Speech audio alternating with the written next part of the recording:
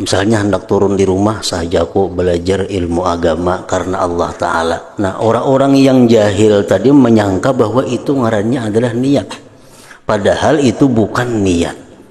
Itu ngarannya hanya geritik hati. Itu ngarannya adalah bicara hati, lain ngaran niat. Salli wa sallim ya salam ala nabi khairil anam.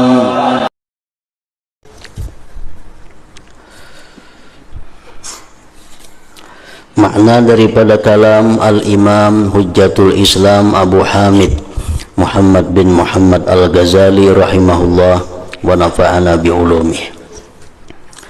Penjelasan tentang niat itu tidak termasuk di bawah usaha ikhtiar.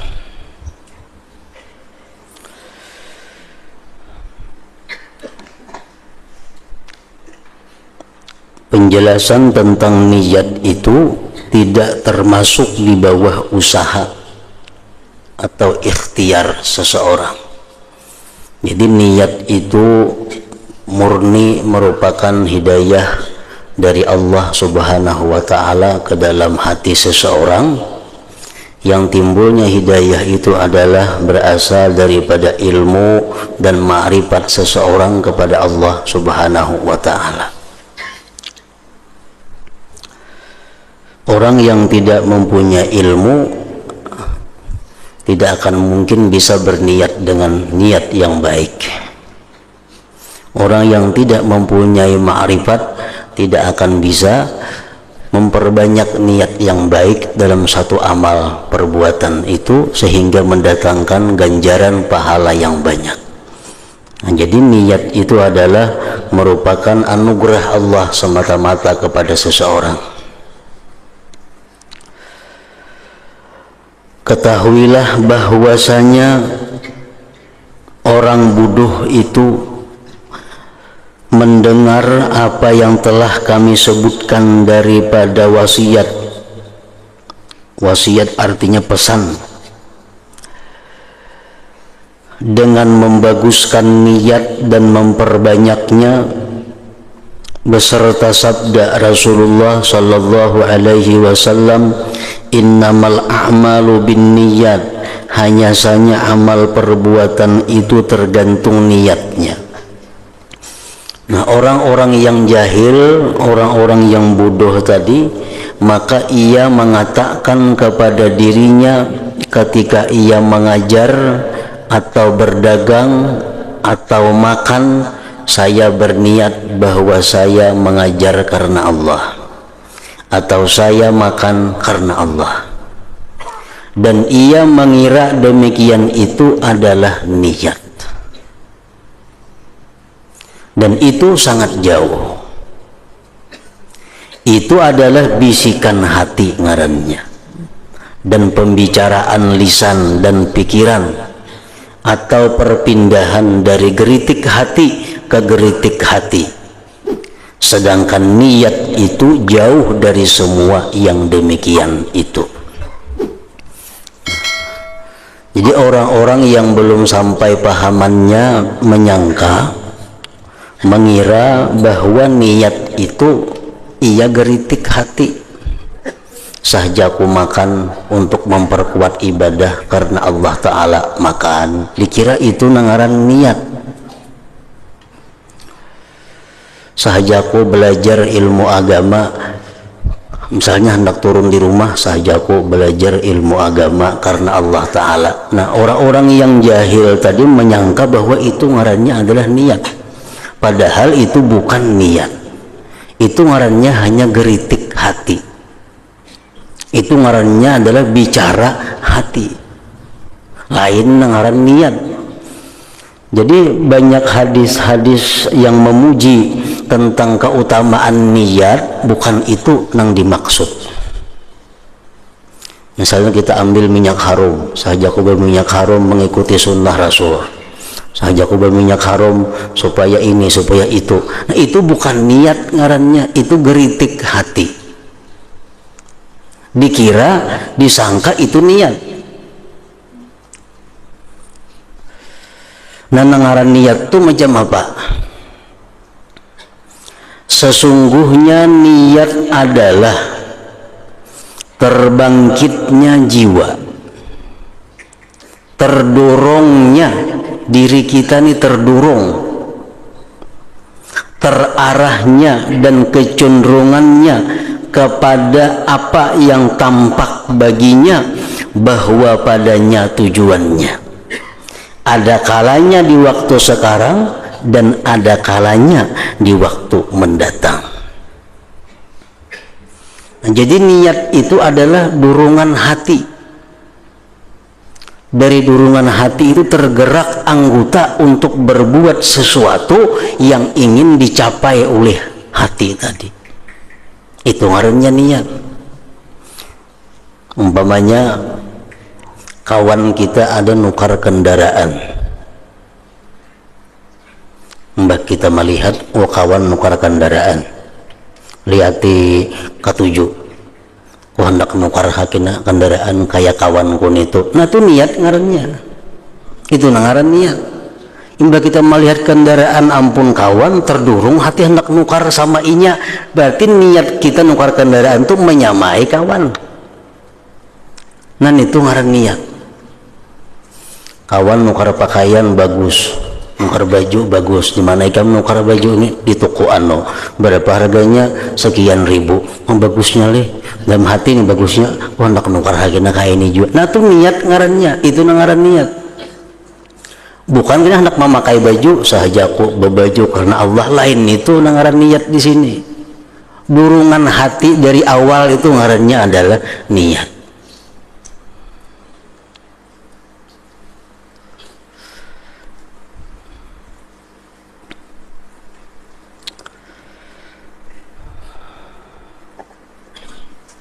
Misalnya kita mendengar ada berita atau kisah, di situ nyaman makan, di warung itu nyaman satinya, nyaman supnya, nyaman apanya. Mendengar kisah orang nyaman-nyaman itu, kok hendak merasai hatinya kayak apa gerang nyamannya. Nah itu iya niatnya ngarannya, niatnya hendak merasai kayak apa nyamannya. Kayaknya sampai di warung misalnya, sahaja aku makan karena Allah, kada mau itu mulai rumah niatnya hendak merasai tadi. Nah niatnya mulai rumah itu nang iya, nang sudah sampai di hadapan makanan kayaknya sahaja aku makan untuk ini, itu ngarannya bisikan hati, lain niat. Niat itu dorongan nang mendorong kita untuk melakukan sesuatu, itu yang dimaksud di sini.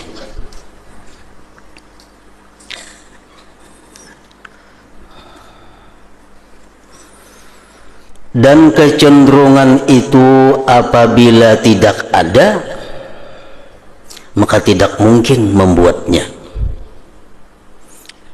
Dan kecenderungan itu apabila tidak ada, maka tidak mungkin membuatnya dan mengusahakannya dengan semata-mata kehendak. Bahkan demikian itu seperti perkataan orang yang kenyang, saya berniat bahwa saya menginginkan makanan dan cenderung kepadanya. Atau perkataan orang yang kosong, arti kosongnya nang hatinya kadang mencintai apa-apa, ujarnya saya berniat bahwa saya rindu kepada si fulan dan mencintainya dengan mengagungkannya dengan hatiku, maka demikian itu adalah mustahil.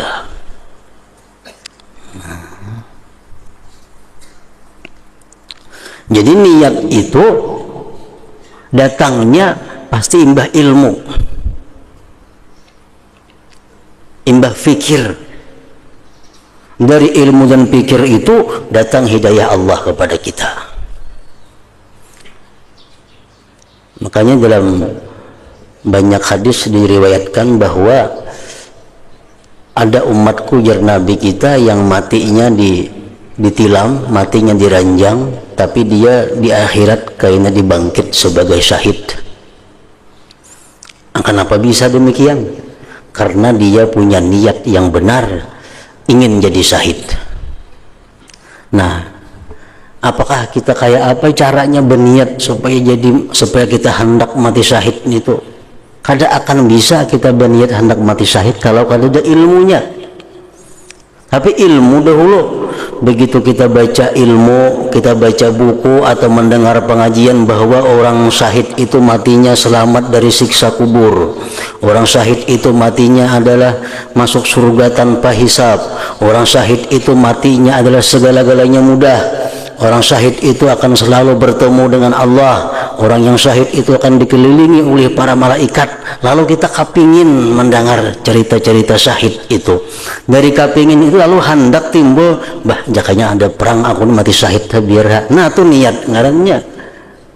Jadi kada kawan niat itu kalau kada dasar ilmu dahulu.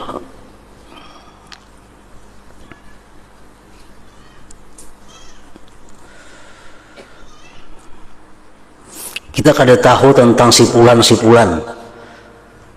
tuh kayak apa orangnya, kayak apa bentuknya, kayak apa dirinya, kita kada tahu. Kawalah kita di hati berniat hendak mencintainya, kada kawa, karena kita kada tahu siapa sipulan itu. Bahkan tidak ada jalan kepada berusaha memalingkan hati kepada sesuatu dan kecenderungannya kepadanya dan terarahnya ke arahnya kecuali dengan mengusahakan sebab-sebabnya. Nah, usahakan dulu sebab-sebabnya.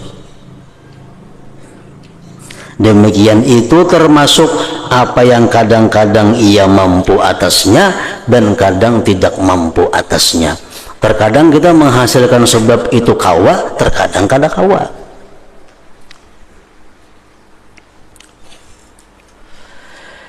Sesungguhnya jiwa itu dapat terbangkit kepada perbuatan karena memenuhi panggilan maksud yang menjadi pendorong yang cucuk bagi hati lagi sesuai baginya. Sesungguhnya jiwa itu dapat terbangkit kepada perbuatan karena memenuhi panggilan maksud yang menjadi pendorong yang cucuk bagi hati lagi sesuai baginya.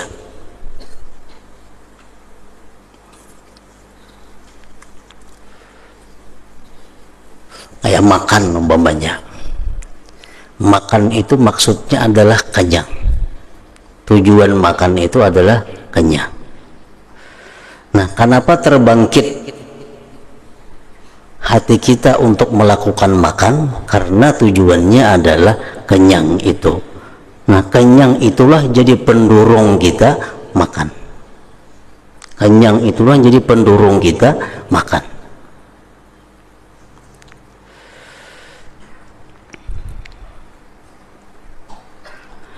Selama manusia tidak berkeyakinan bahwa maksudnya itu tergantung dengan sesuatu perbuatan, maka maksudnya tidak terarah ke arahnya. Selama kita kada yakin bahwa makan itu kenyang, kita kada makan. Nah, kita tuh kada yakin gimana makan ini kenyang umpamanya, kita kada makan. Kenapa kita hakun belapa-lapa ke situ kamari? Karena kita yakin bila makan itu kenyang. Demikian itu termasuk apa yang tidak mampu menurut keyakinan pada setiap waktu. Nah, keyakinan berbeda-beda antara manusia terhadap apa yang dimaksud oleh satu perbuatan. Seseorang ini mungkin ke ini keyakinannya, saya kong ini ke itu keyakinannya, kada sama. Apabila ia berkeyakinan, maka sesungguhnya hati dapat terarah. Apabila ia kosong lagi tidak dipalingkan daripadanya dengan sesuatu maksud yang menyibukkan yang lebih kuat daripadanya. Demikian itu tidak mungkin pada setiap waktu. Nah, jadi ini jelas bahwa niat itu datangnya satu niat di luar kemampuan manusia. Niat itu semata-mata ada datangnya merupakan hidayah daripada Allah Subhanahu wa ta'ala. Pendorong-pendorong dan yang memalingkan itu mempunyai sebab-sebab yang banyak, di mana dengannya ia berkumpul. Dan demikian itu berbeda-beda menurut orang per orang, menurut hal ihwal dan menurut amal perbuatan.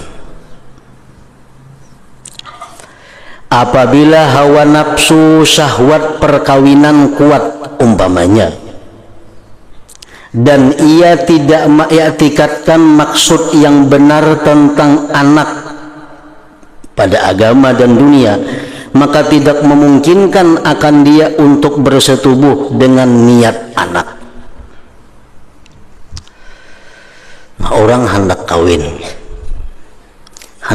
itu apa tujuannya? Hendak meluluskan hawa nafsunya. Nah, lalu inya cari bini kawin karena nafsunya sudah hendak kawin. Nah, begitu inya mengumpuli bininya, kawalanya berniat mengumpuli bini ini supaya dapat tujuan anak nang saleh, supaya tujuan memperbanyak umat Nabi Muhammad. Kada kawa masa aku mengumpuli biniku supaya dapat anak nang saleh, maulah kada mau, karena mulai asal niat mencari bini itu hendak menunaikan hawa nafsunya. Ajaknya membaca buku, membaca kitab, mendengar ceramah bahwa orang yang mempunyai anak itu, anaknya bila anak yang saleh, yang mendoakan inya ini. Orang yang niatnya untuk memperbanyak umat Nabi Muhammad itu ini, makanya baik kawin aku. Nah itu niat, jangarannya itu ngaran niat. Bahkan tidak mungkin melainkan atas niat memenuhi nafsu syahwat, karena niat adalah memenuhi panggilan pendorong dan tidak ada pendorong selain nafsu syahwat. Lalu bagaimana ia berniat baik? Kada kawa baik niatnya.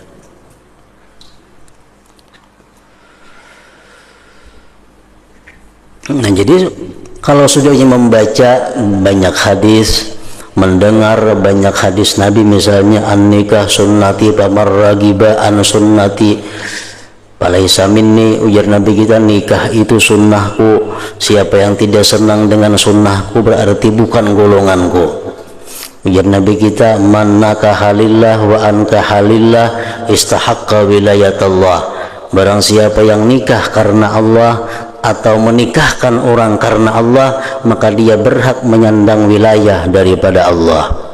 Ujar Nabi, tanakahu taksuru fa inni ubahidikumul umama yaumal qiyamah, nikahlah kamu, ujar Nabi, niscaya kamu akan menjadi banyak, aku akan berbangga dengan kamu terhadap umat-umat yang lain pada hari kiamat. Nah, ujar Nabi, kullu amal ibni Adam yanqati', tiap-tiap amal manusia terputus illa salasun, kecuali 3. Waladun salih yada'ulah, anak salih yang mendoakan. Nah, mendengar hadis-hadis seperti itu timbul keinginan, oh kayak ini aku baik kawin supaya aku dapat fadilat ini, dapat, lalu mencari bini. Nah, itu ngarannya niat. Itu yang dimaksud dengan niat, itu niat yang baik. Apabila tidak kuat dalam hatinya bahwa mendirikan sunnah nikah karena mengikuti Rasulullah Sallallahu Alaihi Wasallam itu besar keutamaannya, maka ia tidak mungkin berniat dengan nikah akan mengikuti sunnah. Bila tidak kuat dalam hatinya bahwa mendirikan sunnah nikah karena mengikuti Rasulullah Sallallahu Alaihi Wasallam itu besar keutamaannya, maka ia tidak mungkin berniat dengan nikah akan mengikuti sunnah, kecuali hanya bahwa ia berkata dengan lisannya dan hatinya, itu adalah perkataan semata-mata, bukan niat. Jadi niat itu mesti mengakui dahulu, mesti ada ilmu, mesti ada pengakuan bahwa fadilatnya sangat besar, keutamaannya sangat besar, lalu tergerak hatinya untuk melakukan itu. Nah, itu ngarannya adalah niat.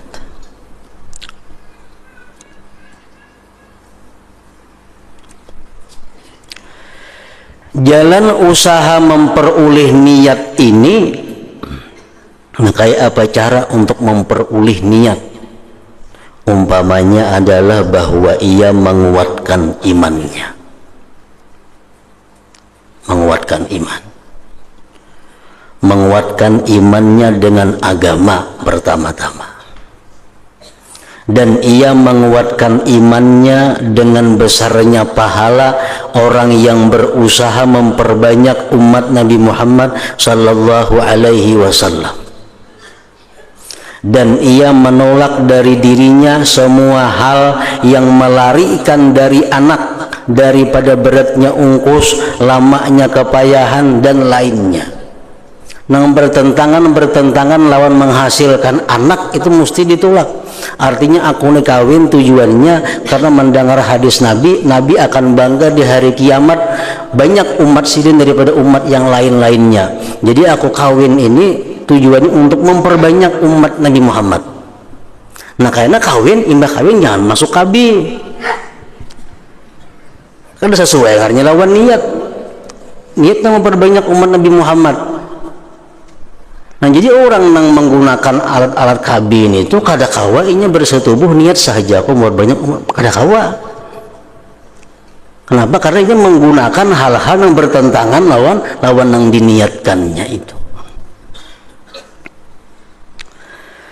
Nah maka apabila ia berbuat demikian, maka kadang-kadang terbangkit hatinya keinginannya kepada menghasilkan anak karena pahala. Lalu keinginan itu menggerakkannya dan anggota badannya bergerak untuk melaksanakan akad nikah. Apabila terbangkit kemampuan yang menggerakkan kepada lisan dengan menerima akad karena taat kepada pendorong ini yang kuat atas hati, niscaya ia berniat. Kalau tidak demikian, maka apa yang memampukannya pada dirinya dan mengulang-ulanginya pada hatinya dari maksud anak adalah bisikan syaitan dan igawan hajangarannya. Macam Junaid al-Baghdadi rahimahullah disebutkan dalam manaqib beliau. Junaid al-Baghdadi mempunyai usaha, mempunyai toko di pasar. Walaupun sih kada berdagang nang kayak orang berdagang kada, cuma ada punya toko di pasar dan sih kadang-kadang buka toko, kadang-kadang tutup. Nah kenapa biar maka berusaha? Biasanya semata-mata aku hanya hendak mendapatkan hadis Nabi yang berbunyi at-tajirus saduq yuhsaru ma'as-siddiqin yaumal qiyamah. Nah, pedagang-pedagang yang jujur, pedagang-pedagang yang benar itu pada hari kiamat kaina akan dihalau beserta orang-orang siddiqin. Nah, mendengar itu hadis Nabi lalu terbuka hati untuk jadi pedagang yang jujur. Kalau sini pedagang, nah itu ngarannya adalah niat. Itu ngaran niat.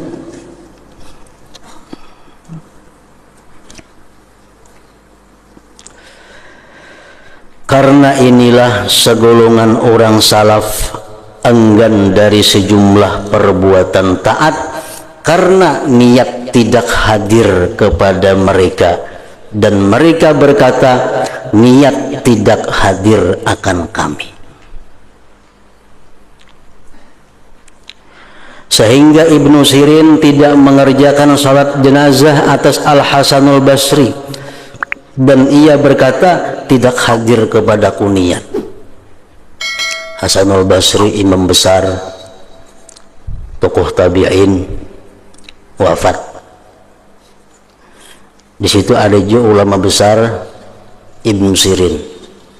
Ibnu Sirin kada umpat menyembayangakan jenazah Hasanul Basri. Takuni orang kan apa yang kada umpat sembahyang jenazah. Aku justru belum ada niat lagi. Niatnya belum ada, nah apa niatku ke situ? Karena niat tuh kada kawa diulah-ulah seorang. Niat tuh mesti langsung dari Allah Subhanahu wa taala. Nah, niatku belum ada. Amun niatnya memenuhi kada turun, kada nyaman, kada disambat betul. Nah, itu nang kada nyaman, nang kada baik kaina. Jadi menghindari niat-niat nang seperti itu, menunggu niat dari Allah. Sebagian mereka memanggil istrinya dan ia menyisir rambutnya agar bawalah kemari sisir. Ini orang mengiau bini ambilakan pang suroy. Maka istrinya berkata, apakah saya bawakan dengan cermin? Cerminnya pang nyenang bini. Lalu orang itu diam, kada menyahut. Lalu orang itu diam sesaat. Kemudian berkata, iya, bawa cerminnya juga. Lalu ditanyakan kepadanya tentang demikian. Kenapa ini lambatnya menyahut? Jadi cerminnya bawa akan kaju ajar nang bini. Lambatnya bang dia menyahut nang apa garang? Maka ia menjawab, saya mempunyai niat pada sisir dan niat tidak hadir kepadaku mengenai cermin tadi. Lalu saya berhenti sehingga niat itu disediakan oleh Allah Ta'ala. Nah, menunggu bercermin itu apa dulu niatnya mengambil cermin itu sudah ada niatnya, nah hanya minta ambilakan cermin tadi. Hamad bin Sulaiman meninggal dunia dan ia adalah salah seorang ulama Kufah. Lalu dikatakan kepada As-Sauri, apakah kamu tidak menghadiri jenazahnya? Maka ia menjawab, Sufyan Sauri menjawab, jikalau saya mempunyai niat, niscaya saya berbuat. Salah seorang dari mereka apabila ditanya tentang sesuatu amal kebajikan, maka ia menjawab, kalau Allah Ta'ala memberi rezeki niat kepadaku, maka saya perbuat. Tawus, salah seorang ulama besar, aulia Allah, Tawus tidak berbicara kecuali dengan niat. Dan ia diminta agar berbicara, maka ia tidak berbicara. Suruh orang ceramah, ada hakun ceramah. Dan ia tidak diminta berbicara, kada disuruh ceramah, maka ia mulai berbicara. Lalu ditanyakan kepada tentang demikian, kenapa pian diminta orang ceramah, kada hakun ceramah, kada disuruh-suruh, tak ada ceramahnya. Maka ia menjawab, apakah kamu suka bahwa saya berbicara tanpa niat? Apabila hadir kepadaku niat, maka saya perbuat.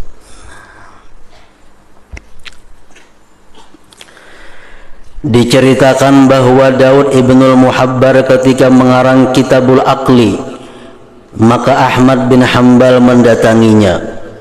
Lalu ia meminta kitab tersebut daripadanya. Maka Ahmad melihat satu halaman pada kitab tersebut, kemudian ia Ahmad mengembalikannya. Maka ia Daud berkata, apa yang terjadi padamu, hai Ahmad? Ia Ahmad berkata, pada sanad-sanad yang daib, padanya sanad-sanad yang daib. Ini kitab karangan Nikam ini, sanadnya banyak nang daib-daib. Lalu Daud berkata kepada Ahmad, saya tidak meriwayatkannya atas sanad-sanad. Kitab ini kukarang bukan memandang sanad-sanadnya. Lalu saya lihat padanya dengan ain hadis. Sesungguhnya saya memandang padanya dengan ain amal, jika saya memperoleh manfaat. Nah, ini kitab aku niatnya mengarang untuk manfaat, bukan untuk mencari sanad-sanad yang kuat. Nah, Ahmad berkata, maka kembalikanlah kitab itu padaku, sehingga saya memandang padanya dengan mata yang kamu pakai memandang. Lalu Ahmad mengambilnya, dan ia berdiam di sisinya dalam waktu yang lama. Kemudian ia berkata, mudah-mudahan Allah membalasmu dengan kebaikan, saya telah memperoleh manfaat dengannya. Nah, jadi kitab yang dikarang dengan niat bahwa kitab ini agar bermanfaat, orang nama lihat pun akan bisa mengambil manfaat daripada kitab itu. Dikatakan kepada Tawus, berdoalah untuk kami. Ujar orang lawan Tawus, doakan bang kami.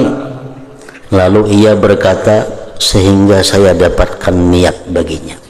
Menunggu niat dulu, hanya mendoakan. Kenapa garang niatnya mendoakan orang itu? Sebagian mereka berkata, saya berada dalam mencari niat untuk menjenguk seseorang sejak 1 bulan, lalu tidak sah niat itu bagiku sesudahnya. Ada kawan datang di situ nah, hendak mailangi, hendak benar, cuman niatnya kadada, sebulan sudah menghadang niatnya kada sendiri tangan lagi. Nah ngapa niatnya ke situ? Sedangkan niat itu kata diulah-ulah tadi, menunggu datang daripada Allah Subhanahu wa taala. Isa bin Katsir berkata, saya berjalan beserta Maimun bin Mihran. Lalu si Maimun tadi sampai ke pintu rumahnya. Maka saya pulang, ujar Isa bin Katsir tadi. Maka anaknya bertanya, anaknya Maimun, apakah kamu tidak menghidangkan makanan malam baginya? Jadi anak Maimun tuh tamu pian kok disuruhi makanan kah? Maimun menjawab, itu tidak termasuk dari niatku. Aku tadi niat kasihnya bawainya ke rumah aja, gak ada berniat menyuruhinya makanan. Itu tidak termasuk dari niatku. Dan inilah karena sesungguhnya niat itu mengikuti pandangan. Lalu apabila pandangan berubah, maka niat juga berubah. Dan mereka tidak menganggap bahwa mereka berbuat sesuatu amal kecuali dengan niat. Karena tahunya mereka bahwa niat itu rohnya amal. Dan bahwa amal tanpa niat yang benar adalah riya dan memberatkan diri, dan itu adalah sebab dimurkai, bukan sebab pendekatan. Nah, kalau kita beramal niatnya kada bujur, itu ngarannya adalah riya, bukan mendekatkan diri kepada Allah, tapi justru mendatangkan kemurkaan Allah. Jadi lebih baik kita kada menyuruhi tamu makanan daripada kita menyuruhi niatnya kada baik. Kedua rugi menyuruhi makanan, dosanya dapat.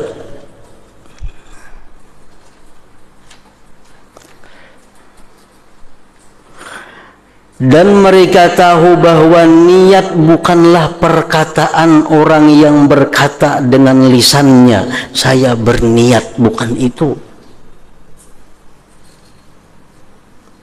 Tetapi niat itu adalah terbangkitnya hati yang berlaku seperti berlakunya futuh dari Allah Ta'ala.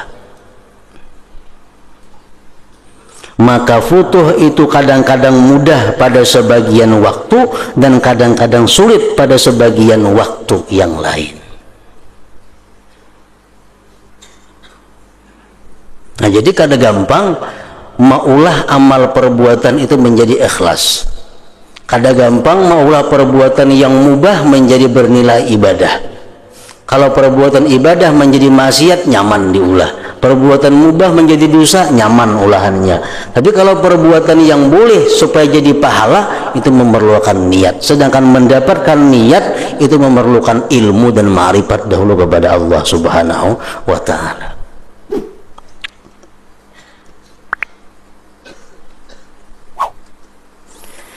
Memang barang siapa yang kuat dalam hatinya adalah urusan agama. Nah, kalau orang itu hatinya sudah berisi dengan urusan-urusan agama, maka dipermudah atasnya pada kebanyakan hal mendatangkan niat bagi kebaikan-kebaikan. Karenanya banyak tahu. Orang yang hatinya banyak mempunyai ilmu-ilmu agama, ini banyak tahu tentang fadilah-fadilah, keutamaan-keutamaan amal. Lalu itu mempermudah datangnya niat yang baik. Kalau ilmu agama kada banyak inya berisi, ilmu agama kada banyak di dalam hatinya, kayak apa caranya untuk mendatangkan niat yang baik dalam hati itu kada kawa.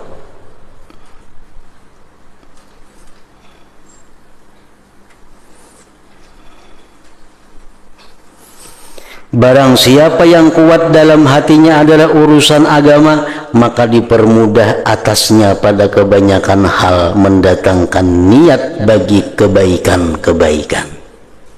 Karena sesungguhnya hatinya itu condong kepada pokok kebaikan.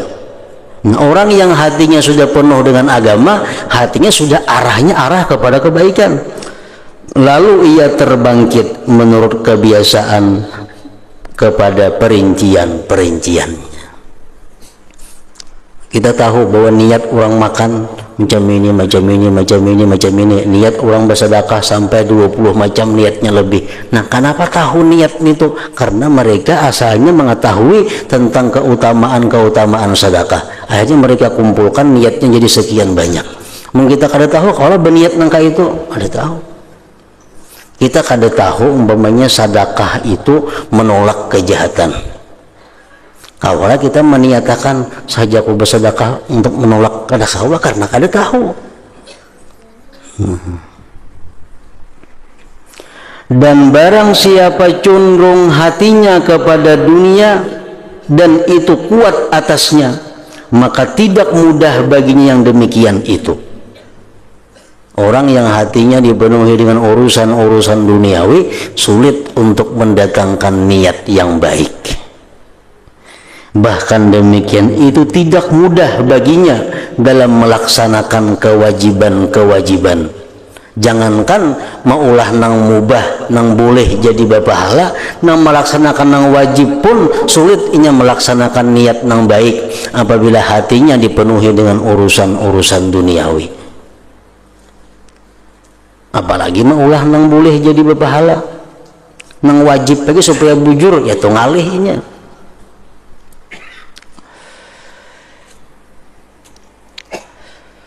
Bahkan demikian itu tidak mudah baginya dalam melaksanakan kewajiban-kewajiban kecuali dengan usaha yang sungguh-sungguh, dan puncaknya adalah bahwa ia mengingat neraka. Nah, itu bahagia tujuannya. Kenapa aku sembahyang ini? Karena aku mau ada sembahyang, aku ada wani masuk neraka kena matinya. Hal tegara hati hendak sembahyang. Kayak itu pang maka. Dan memperingatkan dirinya akan siksanya atau kenikmatan surga dan menggemarkan dirinya padanya. Itu niat-niat yang dipakai untuk menggerakkan kepada memperbuat yang wajib, menjauhi yang haram. Maka kadang-kadang terbangkit baginya pendurung yang lemah. Tahu bahwa memperbuat ini neraka. Satu, memperbuat ini supan ganal. Nah, kadang-kadang nang timbul justru supan ganalnya itu nerakanya halus. Orang kada wani mencuntan. Kenapa? Mencuntan. Satu, masuk neraka. Dua, masuk penjara. Tiga, takasur kabar supan. Nang ganal justru masuk penjara itu nang takutan inya. Supannya nang takutan inya. Nerakanya kada seberapa takutan. Nah, maka kadang-kadang terbangkit baginya pendurung yang lemah. Pendurung yang lemah. Maka adalah pahalanya menurut kadar keinginan dan niatnya. Maka pahalanya menurut kadar keinginan dan niatnya. Inya berbuat nangka ini. Terdurung apa? Inya melakukan ini, pahalanya ada. Dipuji orang ada, disanjung orang ada. Nah, terkadang nanggana dalam pikirannya itu adalah memikirkan sanjungan orang itu yang penting. Yang penting pujian orang, pahala nomor 2. Kalau aku bersedekah misalnya berwakaf 10 juta diumumkan, nah pahalanya ada. Dan aku dipuji orang, dan aku disanjung orang, aku dicap orang sebagai orang nang penyumbang nang sosial. Nah, macam-macam niatnya. Terkadang nang niat pahala itu jadi halus, nang gana dalam hatinya dorongannya justru karena mencari pujian-pujian tadi. Nah, maka adalah pahalanya itu menurut kadar keinginan dan niatnya itu. Adapun taat atas niat mengagungkan Allah Ta'ala karena berhaknya untuk ditaati dan disembah, maka demikian itu tidak mudah bagi orang yang gemar pada dunia. Ada mudah. Orang yang gemar kepada dunia, sembahyangnya itu karena menjunjung perintah Allah, itu ngalih. Orang yang gemar kepada dunia, ingin mengeluarkan zakat karena menjunjung perintah Allah, itu sulit. Berniat macam itu, paling-paling takutan kalau masuk neraka, munnya kada. Takutan karena usahanya bangkrut kah, habis berkahnya kah. Nah, bagi orang-orang yang sudah hatinya gemar kepada dunia itu, melaksanakan yang wajib tuh niat menjunjung perintah Allah itu pun ngalih sudah itu. Apalagi maulah pekerjaan nang boleh-boleh supaya jadi ibadah, makin ngalih lagi. Nah, kalau hati-hati mereka sudah dipenuhi oleh gemar kepada dunia. Adapun taat atas niat mengagungkan Allah Ta'ala karena berhaknya untuk ditaati dan disembah, maka demikian itu tidak mudah bagi orang yang gemar pada dunia. Ada mudah. Dan ini adalah niat yang mulia dan tertinggi. Orang sembahyang bisa tujuannya karena menjunjung perintah Allah. Orang sembahyang tujuannya bisa mengharapkan surga Allah. Orang sembahyang tujuannya bisa takutan masuk neraka. Nah, untuk mencapai niat nang menjunjung itu saling ngalihan bagi orang-orang yang cinta kepada dunia.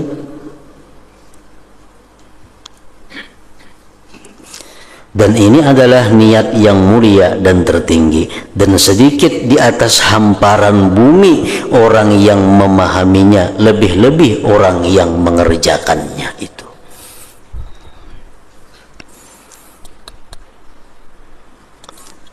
Nah, jadi artinya bahwa pengertian niat itu adalah dorongan yang membuat kita bergerak, dorongan yang membuat kita memakai, dorongan yang membuat kita membeli, dorongan yang membuat kita meninggalkan, dorongan yang memperbuat kita melakukan. Itu adalah niat. Masalah nang hendak berbuat itu kayaknya kita hadirkan kembali, saja aku berbuat untuk ini, itu hanya sekedar untuk menghadirkan niat-niat yang telah lalu. Andai kata ini kada dibaca pun kada jadi masalah, karena sudah ada terdahulu sebelumnya niat yang kuat di dalam hatinya. Nah, kemudian niat manusia dalam melaksanakan taat itu bermacam-macam.